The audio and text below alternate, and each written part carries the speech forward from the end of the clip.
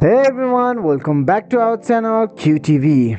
In this brand new video, I want to show you how you can easily download Ecos app on your iOS device.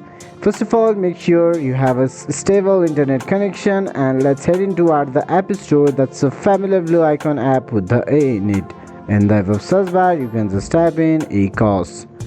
After hitting the enter, you can find various options available here, but for now we will click the Ecos Bitcoin mining and wallet app. You can notice the logo and let's click on get to start the download process. If you are downloading it for the first time, it will ask for your ID verification. Verify your identity either with the Touch ID or the Face ID. After the app get downloaded, this progress bar will turn into the open button. Finally, the app has been installed on your device. Let's click on open to explore the app. You can sign into your previous Ecos account if you have already. If not, you can sign up to the Ecos account. You can explore the app by logging into this app. That's it for today, guys. Thank you so much for watching video till the end. We will bring more of this type of content in upcoming days, so make sure to hit the like button. Also, do not forget to subscribe our channel and set the bell icon to all. Feedbacks and queries are truly appreciated in the comment section.